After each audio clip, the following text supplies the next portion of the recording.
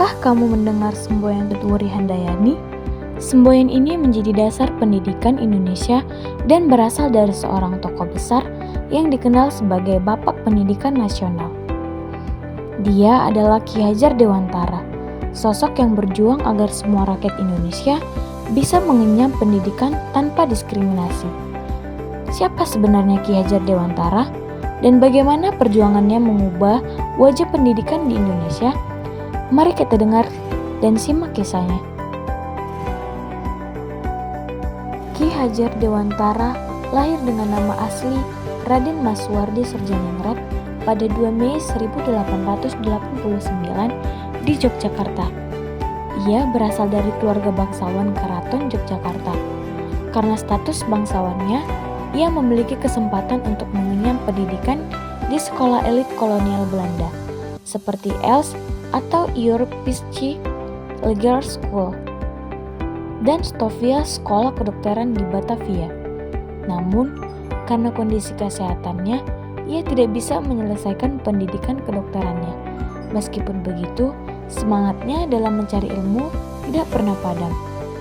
Ia kemudian terjun ke dunia jurnalistik dan pendidikan, di mana ia mulai menyuarakan keprihatinannya terhadap sistem pendidikan yang tidak adil di Hindia Belanda. Pada masa penjajahan Belanda, pendidikan hanya diperuntukkan bagi kaum elit dan orang-orang Belanda. Rakyat pribumi hampir tidak memiliki kesempatan untuk bersekolah. Melihat ketidakadilan ini, Suwardi Surjaningrat mulai aktif menulis kritik tajam terhadap kebijakan kolonial melalui berbagai surat kabar. Pada tahun 1913, ia menulis artikel berjudul "Seandainya Aku Seorang Belanda" atau dalam bahasa Belanda, Als ik een Nederlander was. Artikel ini mengkritik kebijakan pemerintah kolonial yang meminta rakyat pribumi membayar pajak untuk perayaan kemerdekaan Belanda. Tulisan ini sangat tajam hingga membuat Belanda geram. Akibatnya, ia ditangkap dan diasingkan ke Belanda bersama 2 rekannya, Dues Dekker dan Jipto Mangunkusumo. Mereka bertiga kemudian dikenal sebagai 3 serangkai.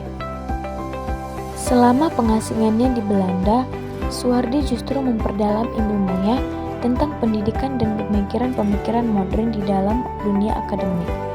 Ia menyadari bahwa pendidikan adalah kunci utama untuk membebaskan rakyat dari penjajahan. Setelah kembali ke Indonesia, pada tahun 1919, ia mulai merancang sistem pendidikan yang inklusif bagi seluruh rakyat Indonesia. Pada 3 Juli 1922, ia mendirikan perguruan taman siswa di Yogyakarta. Sekolah ini didirikan dengan tujuan memberikan pendidikan bagi pribumi tanpa membeda-bedakan status sosial. Sejak saat itu, ia mengganti namanya menjadi Ki Hajar Dewantara sebagai bentuk pengabdian kepada rakyat dan menanggalkan gelar kebangsawannya. Ki Hajar Dewantara tidak hanya mendirikan sekolah, tapi juga merumuskan filosofi pendidikan yang hingga kini masih digunakan di Indonesia, yaitu yang pertama, ing ngarsa sung tulada, atau di depan memberi teladan. Yang kedua, ing madya mangun karsa, atau di tengah memberi semangat. Dan yang terakhir, Tutwuri Handayani, atau yang artinya di belakang memberi dorongan. Prinsip ini mengajarkan bahwa seorang pendidik harus bisa menjadi contoh, membangun semangat, dan mendorong siswa untuk berkembang. Setelah Indonesia merdeka, Ki Hajar Dewantara dipercaya menjadi Menteri Pendidikan pertama pada tahun 1945 di bawah pemerintahan Presiden Soekarno. Dalam perannya ini, ia terus memperjuangkan pendidikan nasional yang berpihak pada rakyat. Berkat jasanya, ia dianugerahi gelar pahlawan nasional dan hari kelahirannya, yaitu 2 Mei, ditetapkan sebagai Hari Pendidikan Nasional yang kita peringati setiap tahun. Nah, kesimpulannya, Ki Hajar Dewantara telah mengajarkan kepada kita bahwa pendidikan adalah hak semua orang, bukan hanya mereka yang kaya atau yang berkuasa. Warisannya masih bisa kita rasakan hingga saat ini dalam sistem pendidikan Indonesia. Mari kita lanjutkan semangatnya dengan terus belajar dan berkontribusi bagi bangsa. Terima kasih telah menyaksikan video ini. Semoga kita semua bisa menerapkan semangat Ki Hajar Dewantara dalam kehidupan sehari-hari.